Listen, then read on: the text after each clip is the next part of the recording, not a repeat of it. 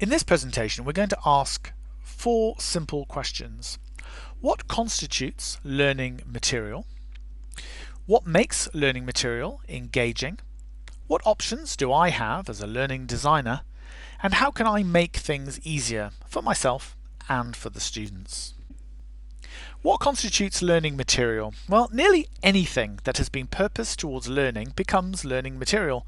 In this context, what we mean by purpose is that it has been presented in some contextualized form to students for their use. So guiding students to read a particular newspaper article or a specific chapter in a book turns that content into learning material. Most often, as teachers, what we mostly refer to as learning material are those things that we create in order to support our delivery of the learning experience.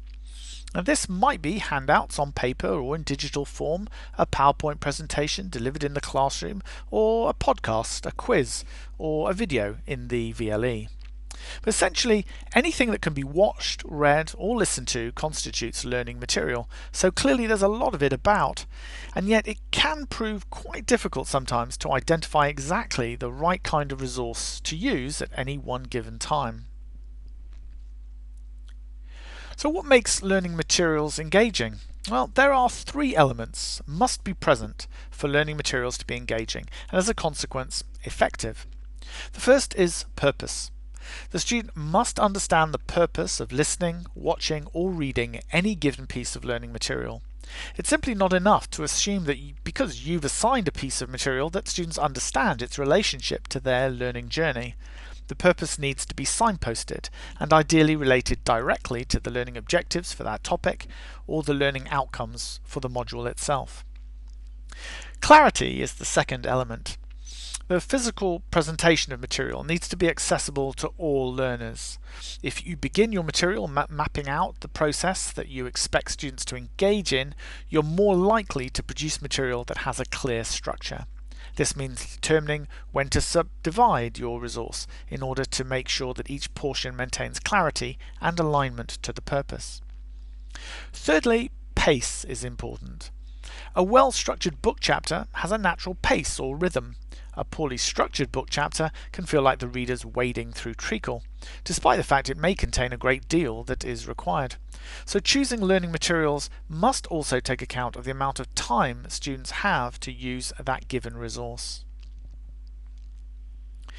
What options do I have as a learning designer? Well, most teachers are also learning designers in that they develop resources to support their own teaching. Even those that teach using resources provided by others will often find they need to add their own colour or touch to the materials. There are essentially 4 possible approaches to producing effective teaching material. Adopt. You can find a book chapter or a journal article, a podcast or a video recording and provide it to students, as it is, with guidance notes on how they should approach it. Adapt. You can take an existing resource and make changes to it to suit your purpose. Now, you must be aware of copyright issues, but there is a great deal that you can actually do with existing resources.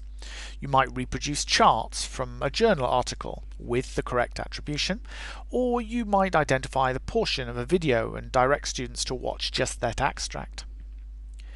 Commission. If you have a budget, you would be able, in theory, to commission someone else to develop learning materials for you. Now, this is a tricky proposition given that they rarely know your students as well as you do, but it can be effective in terms of time and costs. Create. You can write, audio record, video or screen capture your own resources. All 4 are options that were worth considering. So how can I make things easier? First and most importantly, constructive alignment.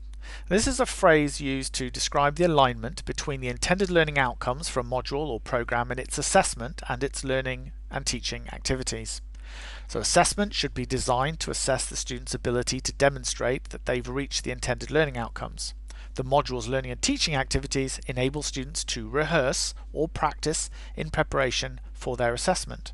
So ensuring all materials are directly related to either the learning objectives of a given topic or the module intended learning outcomes makes sure that they remain directly relevant to the students.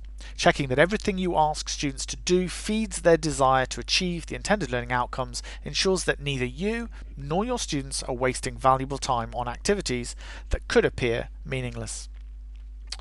Structure and clarity. If you have designed your learning processes around topic or weekly objectives, all mapped to the intended learning outcomes for the module, it becomes relatively easy to identify the necessary teaching materials that are needed to furnish students with what they need at that given juncture. It also ensures that you deliver just the right amount of learning material support at that time. Evaluate yourself. It's important to recognise that not everybody has a great podcast voice, or screen presence, or a writing style. It's always good to focus on your creative efforts around the fields that you are strongest, ensuring a variety of media can then be achieved by adopting, adapting, or commissioning other resources. Be honest about where your strengths lie and adapt your approach accordingly.